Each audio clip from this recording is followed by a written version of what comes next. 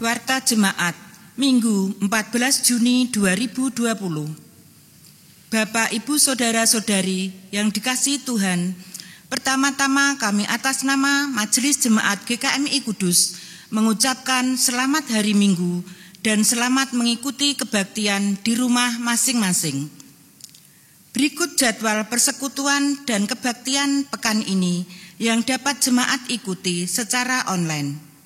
Pertama, persekutuan Komisi Lansia pada hari Rabu tanggal 17 Juni 2020 pukul 16 WIB dengan tema Harta dalam Bejana Tanah Liat oleh Saudari Maria Dwi Rahayu Nengtyas. Kedua, persekutuan Komisi Pemuda pada hari Sabtu tanggal 20 Juni 2020 pukul 18 WIB dengan tema PSBB atau Pengelolaan Stres Bikin Bahagia oleh Saudara Gerald Rehan Stephen. Ketiga, kebaktian umum pada hari Minggu tanggal 21 Juni 2020 pukul 9 WIB dengan tema Pemeliharaan Tuhan itu Bersyarat oleh Pendeta Timotius Lenardi. Informasi selengkapnya dapat jemaat simak dalam warta jemaat tercetak maupun yang dikirimkan melalui email. Demikian warta yang kami sampaikan. Selamat beribadah dan Tuhan memberkati. Panggilan beribadah. Mari kita beribadah kepada Tuhan dengan sukacita dan datang ke hadapannya dengan sorak-sorai.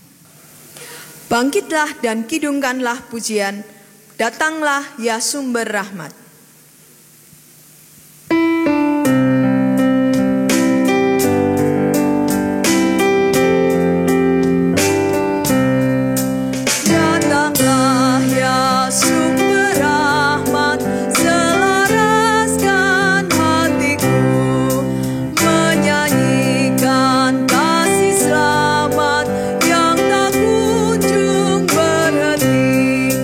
Ajar aku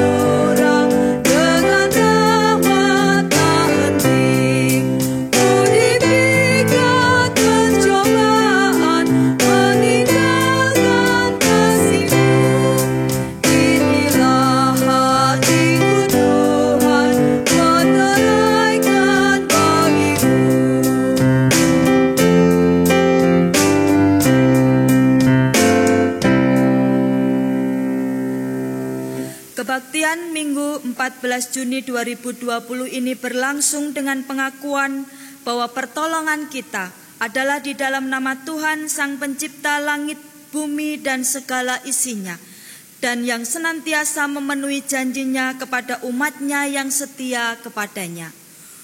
Turunlah kiranya atas saudara sekalian kasih karunia dan damai sejahtera dari Allah Bapa dan Tuhan kita Yesus Kristus. Mulia bagi Bapa, bagi Anak serta Roh Kudus, dari permulaannya, sekarang dan akan jadi selama-lamanya.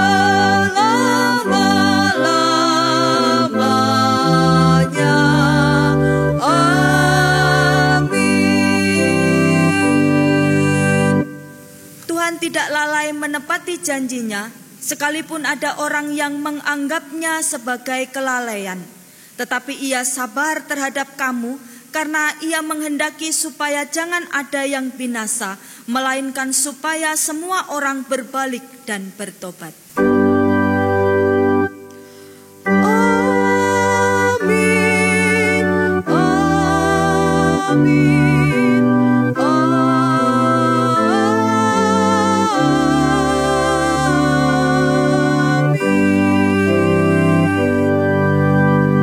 Silakan duduk. Selamat hari Minggu, Bapak, Ibu, Saudara, dan anak-anak sekalian. Setelah Minggu Trinitas, hari ini kita memasuki Minggu Biasa kedua setelah Pentakosta. Dinamakan Minggu Biasa karena merupakan kesempatan bagi kita umat Allah Tritunggal yang telah beroleh karunia Roh Kudus untuk menyaksikan kasih, kebenaran, dan keadilan Tuhan melalui segala yang baik dan biasa kita lakukan setiap hari. Sudah sekitar 2,5 bulan kita beribadah di rumah masing-masing. Tentu kita sangat rindu kembali beribadah bersama di rumah ibadah ini. Karena itu, mari kita tekun berdoa agar pandemi ini dapat segera kita atasi bersama dengan menaati protokol kesehatan yang ditetapkan pemerintah untuk era normal baru, baik di tengah keluarga, dalam pekerjaan, pendidikan, maupun dalam kehidupan menggereja selanjutnya. Kita doakan juga majelis jemaat dalam mempersiapkan protokol kesehatan dan segala yang diperlukan untuk kembali menyelenggarakan ibadah di gedung gereja.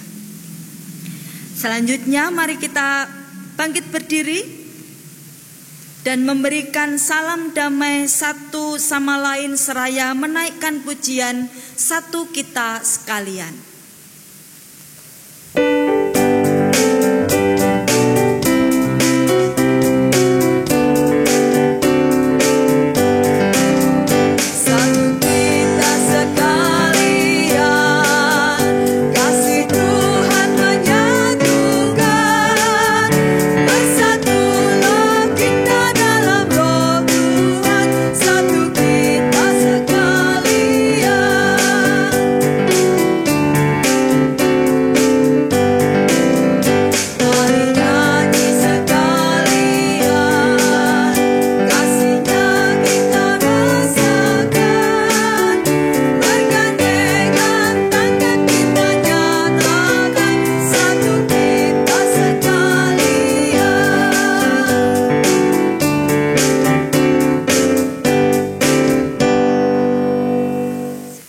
Silakan duduk. Marilah kita bermazmur bagi Tuhan menurut Mazmur 100. Mazmur untuk korban syukur. Bersorak-soraklah bagi Tuhan, hai seluruh bumi. Beribadahlah kepada Tuhan dengan sukacita, datanglah ke hadapannya dengan sorak-sorai. Ketahuilah bahwa Tuhanlah Allah. Dialah yang menjadikan kita dan punya dialah kita. umatnya, dan kawanan domba gembalaannya. Masuklah melalui pintu gerbangnya dengan nyanyian syukur, Ke dalam pelatarannya dengan puji-pujian, bersyukurlah kepadanya dan pujilah namanya. sebab Tuhan itu baik, Kasih setianya untuk selama-lamanya, dan kesetiaannya tetap turun-temurun. Mari kita puji dan muliakan nama Tuhan dengan menaikkan kidung pujian, Kau yang terindah.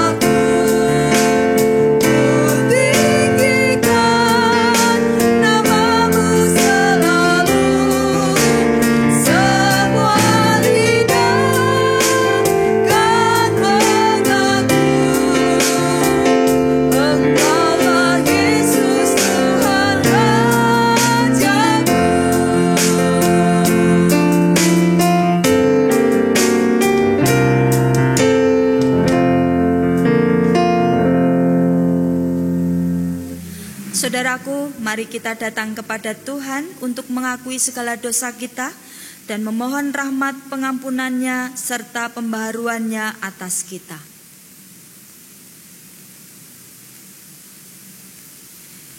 Ya Yesus, kami bersyukur atas kebaikan-Mu di setiap jalan hidup kami.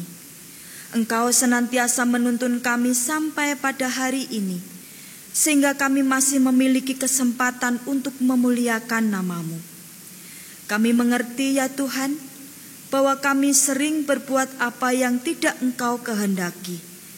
Karena itu kami datang kepadamu untuk memohon pengampunan atas dosa-dosa kami, baik dalam pikiran kami, perkataan kami, ataupun sikap dan perilaku kami. Bersihkanlah hati nurani kami ya Tuhan, dan layakkanlah kami untuk beribadah kepadamu. Amin. Mari kita bangkit berdiri untuk menerima berita perdamaian yang diambil dari Ibrani pasal 9 ayat 13 sampai 14.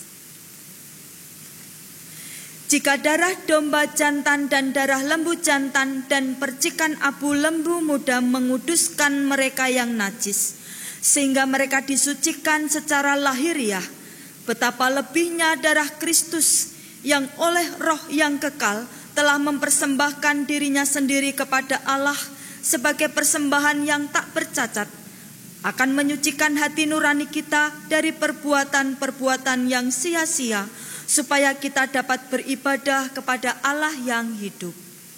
Mari kita siapkan hati kita untuk menyambut firman Tuhan dengan menaikkan pujian, Janji-Mu seperti fajar.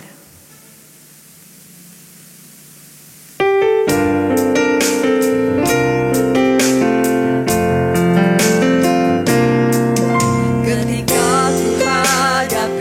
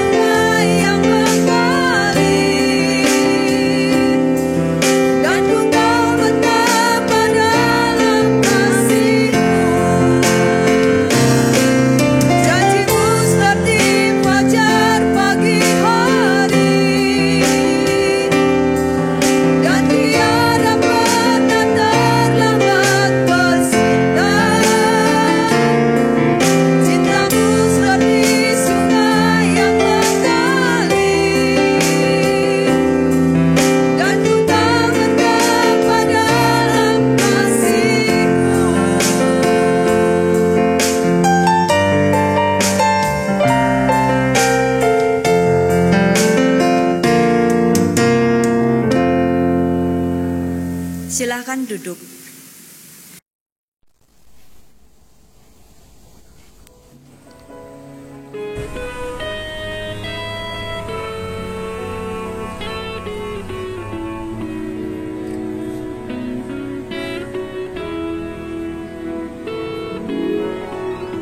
Kudus, kudus, kudus, kudus, kudus,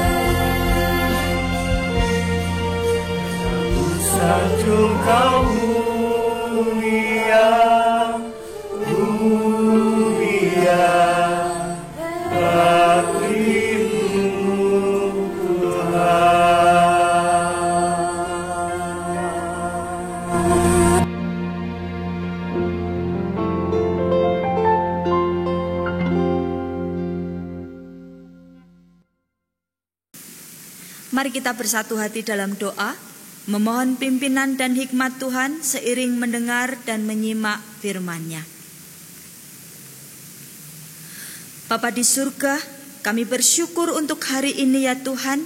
Tuhan menghimpunkan kami, terlebih kami akan belajar kebenaran firman-Mu. Berikanlah kepada kami telinga seorang murid, berikanlah kepada kami hati seorang hamba yang merindukan ajaran dari Engkau ya Tuhan. Dan berikan kami ketulusan hati untuk belajar melakukan kebenaran firman-Mu ini. Terangilah hati dan pikiran kami dengan hikmat ilahi, agar kami dapat memahami akan firman-Mu. Juga hamba-Mu yang penuh dengan keterbatasan, kiranya kuasa-Mu dan hikmat-Mu memampukan hamba-Mu untuk menguraikan kebenaran firman-Mu ya Tuhan. Kami sambut firman-Mu dengan rasa syukur di dalam nama Tuhan Yesus Kristus. Amin. Bacaan pertama diambil dari Keluaran pasal 19 ayat 2 sampai 8a.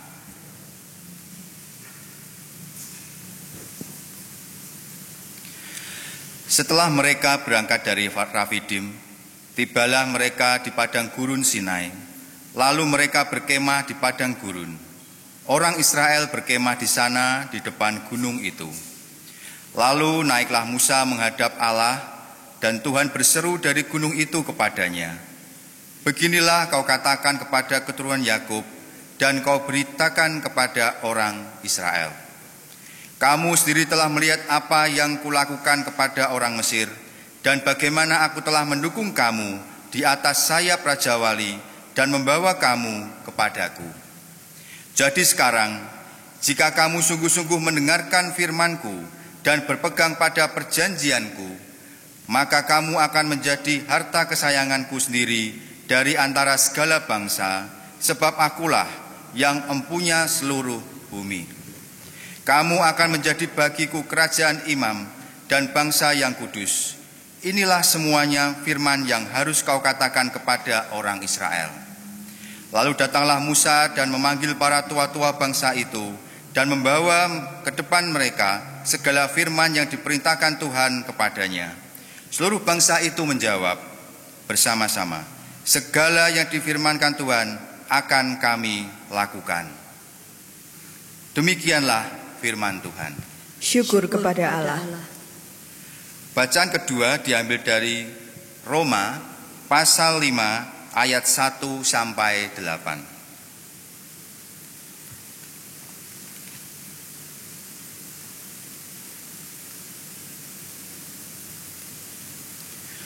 Sebab itu, kita yang dibenarkan karena iman, kita hidup dalam damai sejahtera dengan Allah oleh karena Tuhan kita, Yesus Kristus.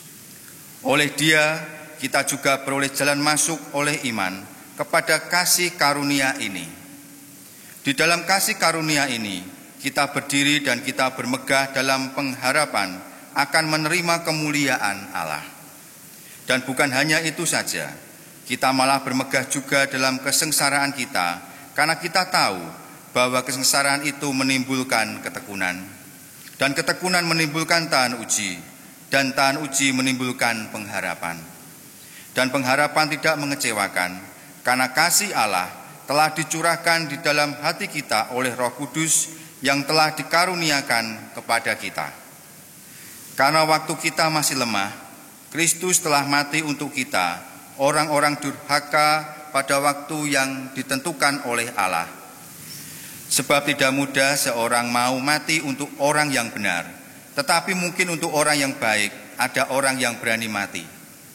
Akan tetapi Allah menunjukkan kasih-Nya kepada kita, oleh karena Kristus telah mati untuk kita ketika kita masih berdosa. Demikianlah firman Tuhan. Syukur kepada Allah. Marilah kita bangkit berdiri. Inilah Injil Tuhan Yesus Kristus menurut Matius pasal 9 ayat 35 sampai pasal 10 ayat 8.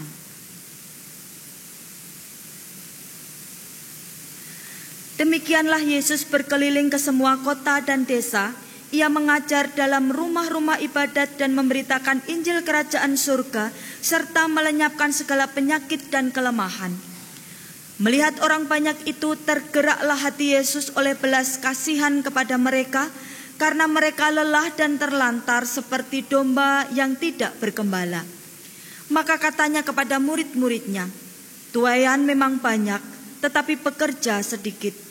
Karena itu mintalah kepada Tuan yang empunya tuaian, supaya ia mengirimkan pekerja-pekerja untuk tuaian itu."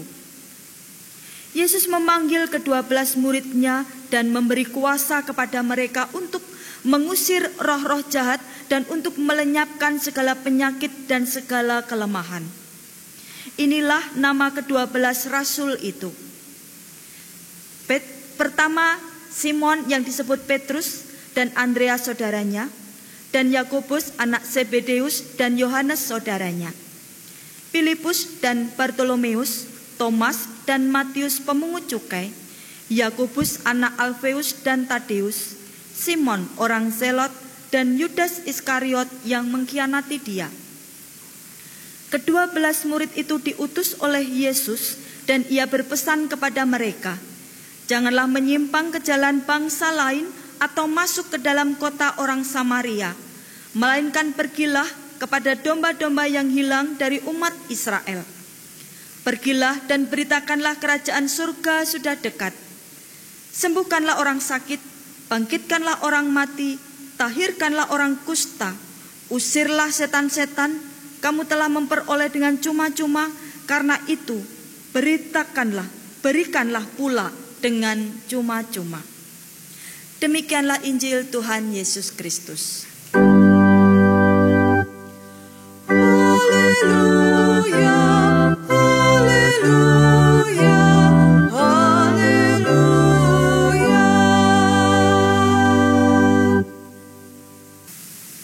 Silakan duduk.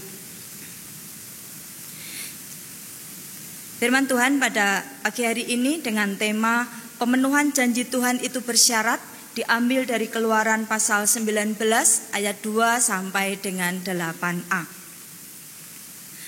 Mengapa dua orang pemuda dan pemudi yang saling mencintai tidak boleh berhenti pada satu titik saling mengasihi saja? Misalnya, sang pemuda bilang dengan pasangannya, "Aku ini sungguh mencintaimu. Aku mau menyerahkan hidupku kepadamu. Dalam suka dan duka aku akan tetap mendampingimu. Karena itu marilah kita hidup bersama." Selesai. Ternyata tidak bisa demikian dan tidak boleh demikian. Karena seiring waktu bisa saja salah satu dari pasangan itu meninggalkan pasangannya yang lain tanpa ada rasa beban satu apapun. Agar hal itu tidak terjadi, maka omongan-omongan atau janji-janji itu tadi harus diikat dalam satu persetujuan yang disebut dengan perjanjian. Dalam hal ini perjanjian pernikahan. Mengapa? Idealnya karena sudah terikat dengan perjanjian tersebut, maka masing-masing saling menjaga perjanjian itu dan tidak bisa begitu saja meninggalkan pasangannya. Dari sini kita melihat kekuatan dari sebuah ikatan perjanjian. Hari ini kita belajar tentang perjanjian Allah. Bagaimana dengan perjanjian Allah? Allah mengasihi umatnya. Allah punya rencana yang indah untuk umatnya. Agar umat terikat dengan Allah, maka Allah mengikatkan diri dengan umat melalui suatu perjanjian. Perjanjian selalu melibatkan dua pihak, di mana masing-masing sepakat menaati apa yang tercantum dalam persetujuan tersebut. Tentang perjanjian Allah, rupanya berbeda dengan perjanjian antar manusia seperti yang saya contohkan di atas tadi. Perjanjian Allah memiliki keunikan atau karakteristik tersendiri.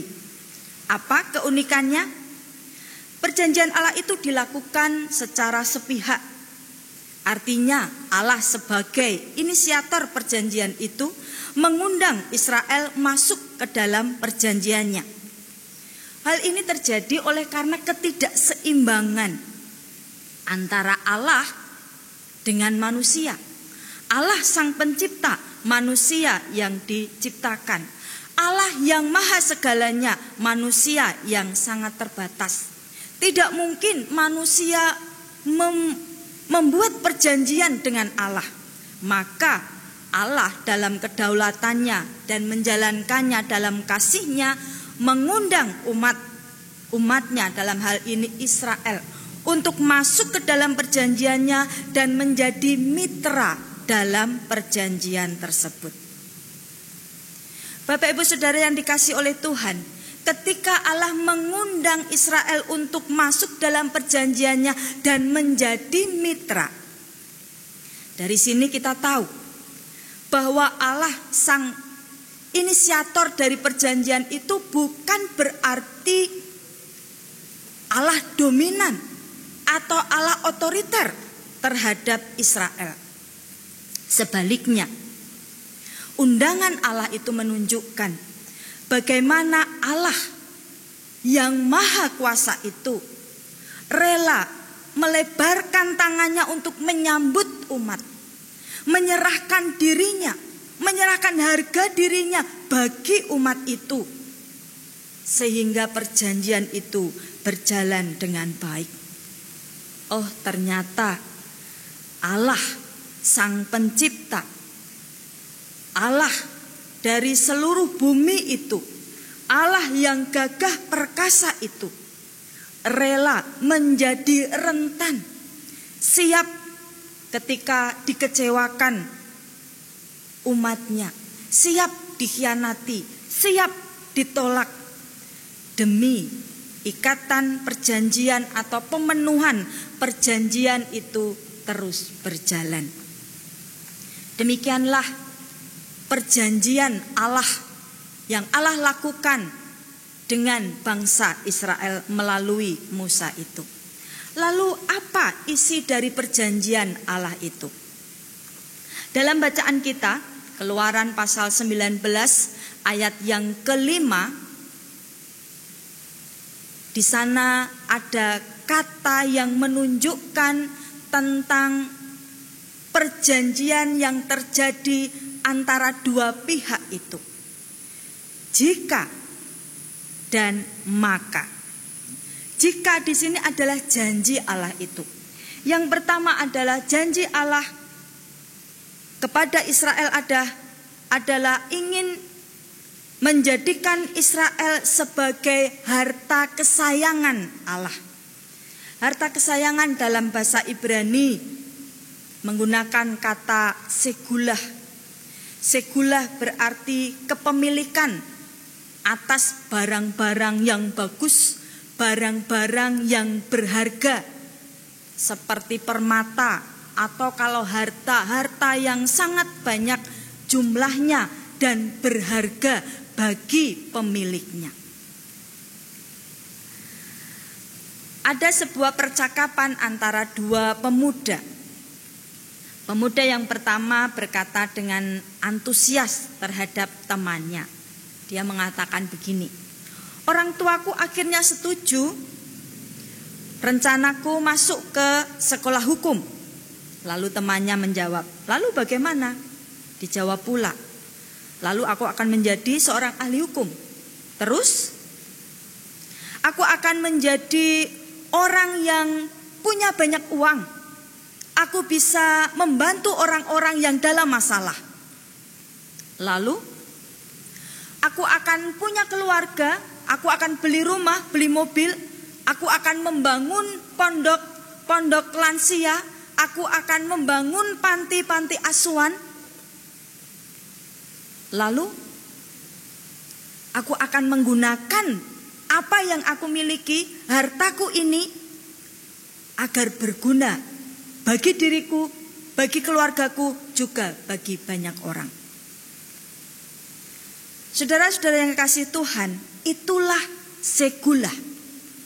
Yang artinya adalah menjadi penekanannya bukan pada hartanya atau banyaknya harta, bukan. Tetapi bagaimana harta itu berdaya guna, bagaimana harta itu menjadi bermanfaat, itulah segulah. Dengan demikian jika Israel menjadi segulah Allah. Israel menjadi harta kesayangan Allah. Segula menjadi Israel menjadi istimewa milik Allah. Itu artinya bukan seperti seorang anak yang diperlakukan manja oleh orang tuanya, yang tidak boleh tersentuh oleh sesuatu yang menyakitinya, yang dijaga sedemikian rupa sehingga anak ini aman, anak ini nyaman, anak ini bahagia, anak ini tidak punya masalah. Bukan seperti itu ternyata.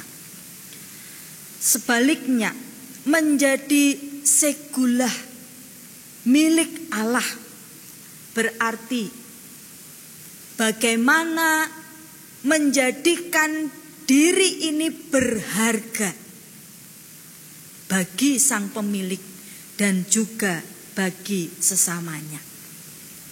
Bapak Ibu Saudara sekalian, kalau kita pun menjadi segulah milik Allah, apa yang akan kita lakukan sebagai barang berharga milik Allah? Apakah kita cukup bangga dan berhenti pada titik itu?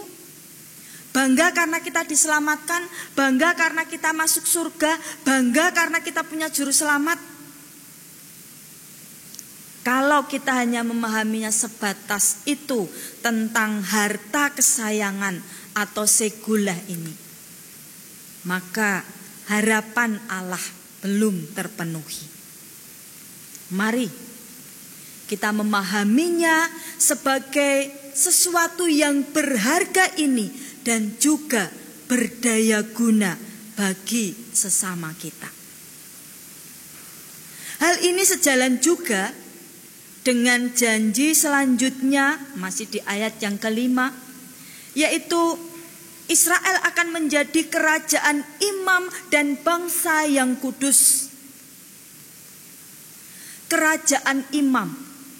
Imam adalah pengantara antara orang berdosa dengan Allah melalui kurban pada masa perjanjian lama. Sedangkan kudus justru menunjukkan suatu kualitas hidup orang percaya. Bagaimana mereka menjalani hidup sebagai orang yang sudah dikuduskan oleh darah Kristus. Dan bagaimana mereka menjadi imam-imam dan orang yang kudus itu hidup di tengah-tengah masanya atau zamannya. Ketika Tuhan memanggil Israel, ketika Tuhan memilih Israel, menjadikannya barang harta kesayangan, Allah juga ingin Israel menjadi imam-imam kerajaannya. Artinya Israel menjadi teladan hidup bagi bangsa-bangsa lain. Itu janji Tuhan. Bagaimana dengan syarat bagi Israel sebagai pihak yang menanggapi perjanjian Allah itu? Masih di ayat yang kelima dikatakan, jika kamu mendengarkan firman-Ku dan berpegang teguh pada perjanjian-Ku. Mendengarkan dan berpegang teguh. Mendengarkan, kata yang dipakai adalah sama, yang artinya mendengar. Mendengar di sini bukan sekedar mendengar sambil lalu. Mendengar di sini artinya menyimak. Mendengar di sini ada keaktifan dari orang itu, dia berupaya untuk memahami apa yang didengar itu. Tuhan ingin Israel mendengar apa yang difirmankan oleh Tuhan.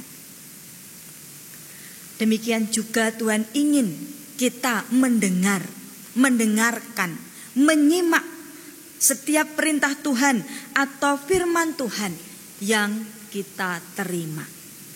Bukan hanya mendengar, bukan hanya menyimak tentu saja, karena terjemahan ini juga di dalamnya mengandung ketaatan atau kepatuhan, berarti melakukan apa yang didengar itu. Kemudian berpegang teguh pada perjanjianku. Berpegang teguh menggunakan kata samar, mirip. Kalau mendengar tadi sama, kalau berpegang teguh samar, yang berarti bertekun. Di sini kita melihat bagaimana respon atau tanggapan Israel terhadap perjanjian Allah. Agar mereka menjadi umat kesayangan atau harta kesayangan Allah, mereka harus mendengarkan, menyimak, melakukan, dan juga bertekun. Bagaimana dengan bertekun? Dalam Roma pasal 5 ayat yang ke-8 kita melihat di sana bahwa orang yang dibenarkan melalui pengorbanan Kristus, orang yang bertekun itu akan mendapatkan kasih karunia Allah, akan mendapatkan kemuliaan Allah.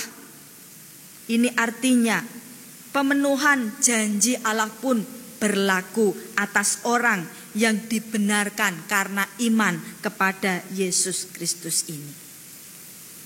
Dan juga di dalam Matius pasal 9 ayat 35 sampai dengan pasal 10 ayat yang ke-8. Di sana ada janji Yesus kepada murid-muridnya yang meminta pekerjaan itu. Tuhan memanggil murid-muridnya, Tuhan mengutus murid-muridnya, janji itu dipenuhi. Bapak Ibu Saudara yang dikasihi oleh Tuhan, kita juga umat Allah sama seperti Israel. Kepada kita juga Allah memberikan janji itu. Dan juga kita pun dituntut untuk menanggapi janji itu dengan mendengar dan berpegang pada firman-Nya. Kiranya dengan mendengar dan berpegang pada firman itu akan menolong kita ketika kita mendapatkan masalah dan persoalan. Kita tidak lari karena kita tahu Tuhan siap mendukung kita. Di atas sayap Raja Walinya Tuhan mendukung kita, Tuhan menolong kita, Tuhan memampukan kita melewati segala gelombang kehidupan ini. Di sanalah ketika kita berjuang untuk bertahan dalam janji Allah ini, maka rahmat Tuhan akan memampukan kita. Janji Tuhan itu terpenuhi di dalam kehidupan kita. Amin.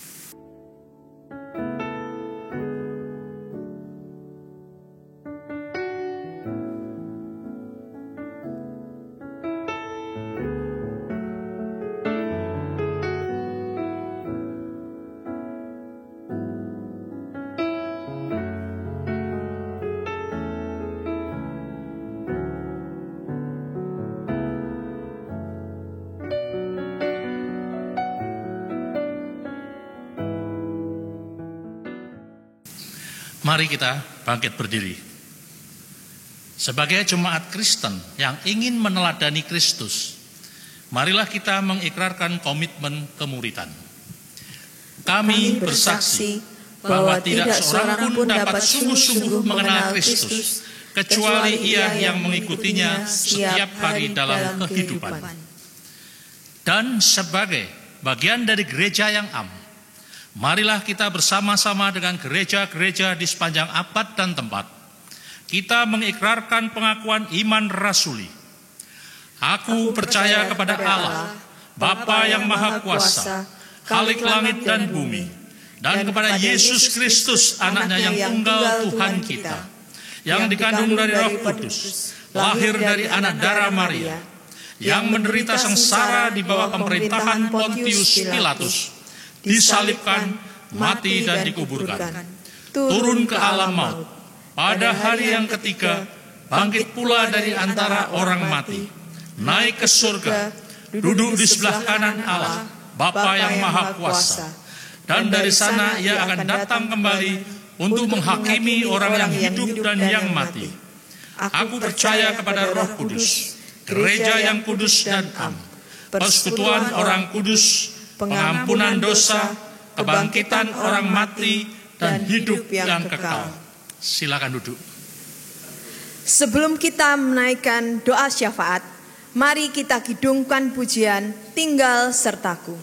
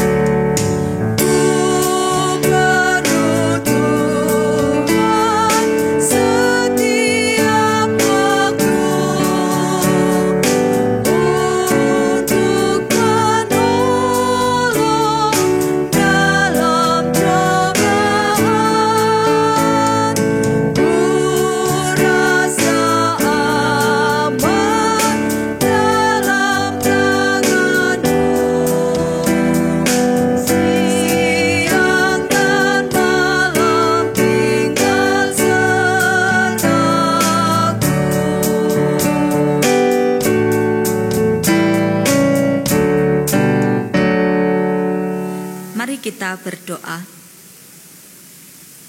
Tuhan, terima kasih untuk kebenaran firman-Mu yang sudah sampai kepada kami. Tolonglah kami Tuhan, agar kami memiliki kesetiaan untuk berpegang teguh kepada janji-Mu. Juga kami tekun mendengar akan kebenaran firman-Mu ya Tuhan. Sehingga ketika kami menghadapi persoalan dalam kehidupan ini, kami tidak lari kemana-mana, namun kami tetap berpegang teguh pada janji firman-Mu, karena kami percaya Engkau akan menolong kami. Terima kasih ya Tuhan. Kami juga berdoa untuk pemerintahan kami di negeri Indonesia ini ya Tuhan, dalam menghadapi masa pandemi corona ini. Kiranya Tuhan memberikan hikmat, pertimbangan, pengertian kepada pemerintahan kami, khususnya kepada Presiden Jokowi ya Tuhan, agar dalam situasi yang sulit ini mampu mengambil kebijakan-kebijakan yang tepat untuk menyelamatkan masyarakat sekaligus ekonomi di negara kami ini ya Tuhan. Jauhkan bangsa kami ini dari segala kejahatan, bahkan pihak-pihak yang ingin memecah belah kesatuan bangsa ini. Juga kami berdoa ya Tuhan untuk rencana pemberlakuan normal baru nanti. Kiranya Tuhan menolong segala persiapannya. Juga kiranya kesadaran masyarakat untuk tetap menjaga diri dan menjalani protokol sesuai dengan yang ditetapkan pemerintahan ini, agar corona ini tidak merebak kemana-mana ya Tuhan. Terima kasih Tuhan. Kami berdoa juga ya Tuhan untuk tenaga medis yang masih terus berjuang, mereka yang mendampingi para penderita, mereka yang juga memiliki kerentanan tubuh. Kiranya kuasa-Mu Tuhan membungkus mereka. Engkau pun memberikan kekuatan dalam batin mereka, kesukacitaan ya Tuhan. Kami juga berdoa untuk keluarga-keluarga mereka Tuhan. Kiranya Tuhan lindungi, Tuhan jaga, dan Tuhan berkati. Terima kasih Tuhan. Kami juga berdoa untuk saudara-saudara kami yang sakit. Kami berdoa untuk Bapak Bambang Suprapto, Bapak Budiman Hadi Surya, Bapak Budiono, Bapak Karno Yanto, Bapak Fransiskus Asisi Yudiono, Bapak Stefanus Yulianto Lestari, Bapak Silas Suyanto, Bapak Sunarso Putro, Bapak Ibu Tan Mevong, Ibu Anna Maria Armani, Ibu Indrawati, Ibu Gui Gyok Kim, Ibu Tan Linwa, Ibu Ana. Kami naikkan doa ini hanya di dalam nama Tuhan Yesus Kristus yang mengajar kami berdoa. Bapa kami yang di surga, dikuduskanlah namamu. Datanglah kerajaan-Mu, jadilah kehendak-Mu di bumi seperti di surga. Berikanlah kami pada hari ini makanan kami yang secukupnya, dan ampunilah kami akan kesalahan kami, seperti kami juga mengampuni orang yang bersalah kepada kami. Dan janganlah membawa kami ke dalam pencobaan, tetapi lepaskanlah kami daripada yang jahat. Karena Engkaulah yang punya kerajaan, dan kuasa, dan kemuliaan, sampai selama-lamanya. Amin. Marilah kita mengungkapkan rasa syukur kita melalui persembahan dan mendasarinya dengan firman Tuhan yang diambil dari Amsal pasal 3 ayat 9. Muliakanlah Tuhan dengan hartamu dan dengan hasil pertama dari segala penghasilanmu. Hidup kita yang benar.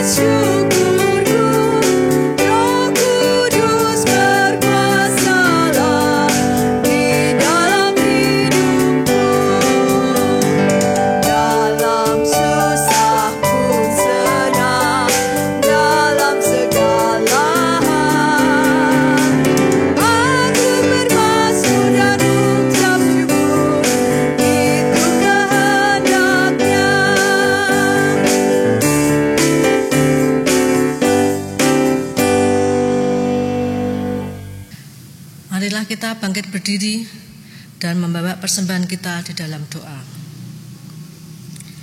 Ya Bapa yang mengasihi kami, terima kasih buat anugerah yang Engkau berikan di sepanjang minggu ini, berupa rezeki, kekuatan, dan kesehatan. Sebagai ungkapan syukur dan cinta kami kepadamu, kami memberikan persembahan kami. Kiranya Tuhan berkenan menerimanya dan memberkati majelis jemaat agar dapat mengelola dengan baik dan benar. Hanya untuk kemuliaan nama-Mu. Tolonglah juga kami untuk mempersembahkan tubuh kami sebagai persembahan yang hidup, guna melakukan pekerjaan-Mu di dunia ini. Terima kasih ya Bapa. Demikianlah doa dan ucapan syukur kami. Di dalam nama Tuhan Yesus kami berdoa. Amin. Silahkan duduk. Di penghujung kebaktian ini, mari kita bertekad untuk terus setia kepada Tuhan yang senantiasa memenuhi janjinya bagi kita. Mari kita naikkan kidung pamungkas, Tuhan menjagamu.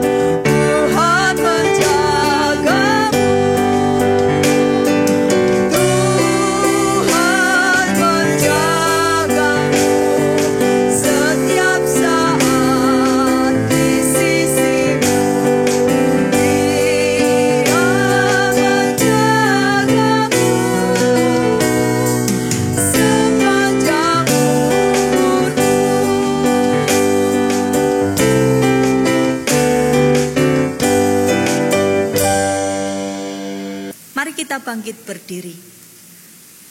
Saudaraku, arahkanlah hatimu kepada Tuhan dan terimalah berkat-Nya.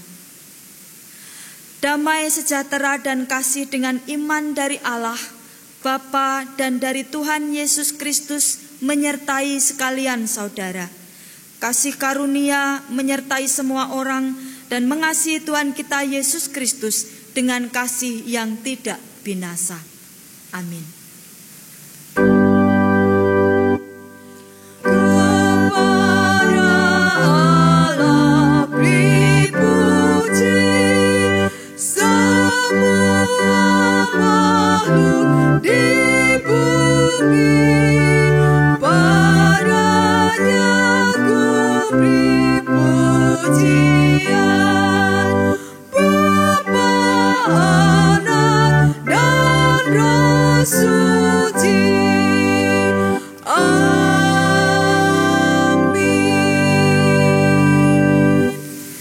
Silakan duduk dan bersaat teduhlah sejenak.